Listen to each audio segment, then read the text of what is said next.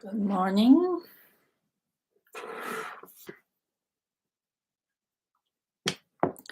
Let's get started, but you can also see a comparison. Suppose that the economy had been recovering since mid 2009 at the average pace of previous recoveries in the post-war period. That average recovery is shown by the lighter line.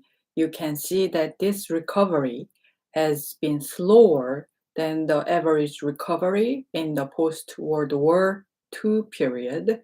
It is actually even worse than that in a way, because this was the most severe recession in the post-World War II period. And so you would expect that recovery might be a little quicker as the economy comes back to its normal level, but in fact, it has been actually slower in terms of growth than previous post war recoveries. An implication of the sluggish recovery is only very slow improvement in the unemployment rate. In figure 34, you can see the unemployment rate rising sharply during the recession period, peaking at around 10%, and then slowly coming down to its current value about 8.3%. That is still quite high. Figure 33 shows single family housing starts. As I discussed, housing starts collapsed even before the recession began. Of course, that was a trigger of the recession, and you see how very sharply construction declined. If you look at the most recent year or two, you see that there have been a few little wiggles, but the housing market has not come back. So this is one answer to the question, why has this recovery been more sluggish than normal? One reason certainly is the housing market. In a usual recovery, housing comes back. It is an important part of the recovery process. Construction workers get put back to work. Related industries such as furniture and appliances,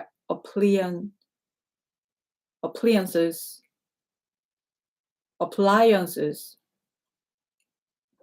So this is an answer to the question, why has this recovery been more sluggish than normal? One reason certainly is the housing market. In a usual recovery, housing comes back. It is an important part of the recovery process. Construction workers get put back to work. Related industries such as furniture and appliances begin to expand, and that is part of the recovery process. But in this case, we have not seen that. Why not? There are still a lot of structural factors in the housing market that are preventing a more robust recovery.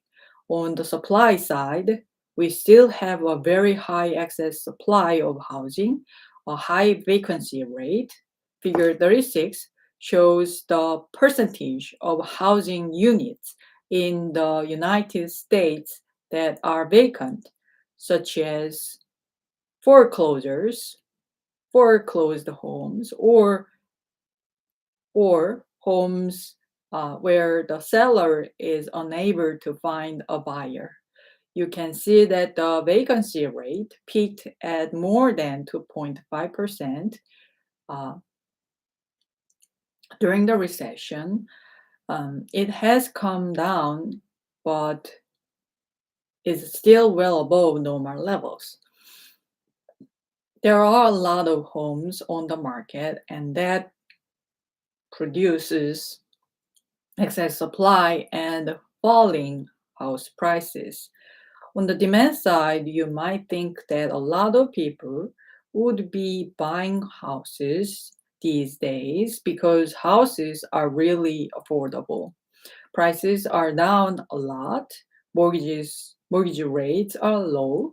And so if you are able to buy a house, you can get an awful lot of house for your monthly payment now compared to a few years ago.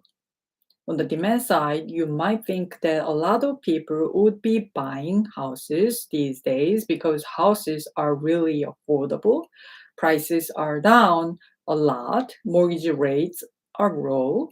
And so, if you are able to buy a house, you can get an awful lot of house for your monthly payment now compared to a few years ago.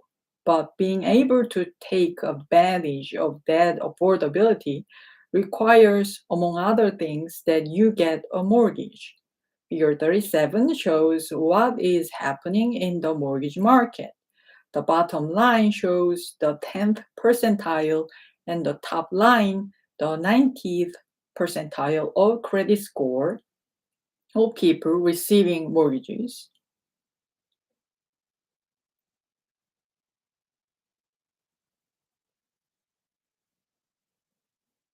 And you can see that before the crisis, people with relatively low credit scores were able to get mortgages. But since the crisis, you can see that the whole bottom part of the shaded area has been cut away, implying that people with low credit scores, and 700 is not a terrible credit score, are unable to get mortgages. In general, conditions have been much tighter for obtaining mortgages. So even though housing is very affordable and monthly payments are affordable, a lot of people are unable to get mortgages. So with a lot of excess supply in housing market and with a lot of people unable to get mortgage credit or afraid to get back to the housing market, house prices have been declining as shown in figure 38. Recently, we have seen some leveling off. But so far, not much evidence of an upturn. Declining house prices means it is not profitable to build new houses, and so construction has been quite weak. And more broadly, when existing homeowners see their house prices decline, it may mean they cannot get home equity lines of credit or they just feel poor. And so that affects not just their housing behavior, but also their willingness and ability to buy other business services. So the decline in housing prices and to some extent also stock prices are part of the reason consumers have been cautious and less willing to spend. Housing was a major cause of this crisis and recession. The other major factor was the financial crisis and its impact on credit markets. And that is another reason that recovery has been somewhat slower than we would have hoped. As I have discussed, the US banking system is stronger than it was 3 years ago. The amount of capital in the banking system over the past 3 years has increased by something like $300 billion, a very significant increase. And generally speaking, we are seeing credit terms getting a bit easier. We are seeing expansions in bank lending in a lot of categories. So there is certainly some improvement in banking and credit. Nevertheless, there are still scenarios where credit remains tight. I have already talked about mortgages. If you have anything less than a perfect credit score, it is very difficult to get a mortgage these days. And other categories, such as small businesses, have also found it difficult to get credit. It is well known that small business is an important creator of jobs. So the inability to start a small business or to get credit to expand a small business is one of the reasons job creation has been relatively slow. Another aspect of financial and credit markets has to do with the European situation.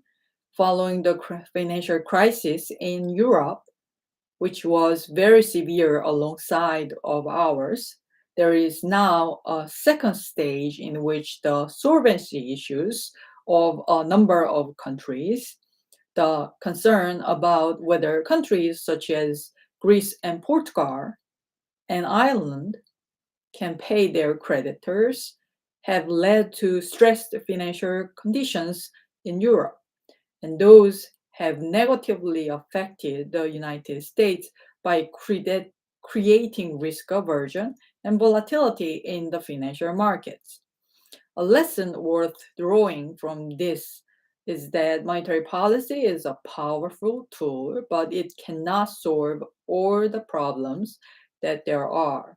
And in particular, what we are seeing in this recovery is a number of structural issues relating, for example, to the housing market, to the mortgage market, to banks, to credit extensions, and of course, the European situation, where other kinds of policies, whether fiscal policies or housing policies or whatever they may be, are needed to get the economy going again. So the Fed can provide stimulus, it can provide low interest rates, but monetary policy by itself cannot solve important structural, fiscal, and other problems that affect the economy.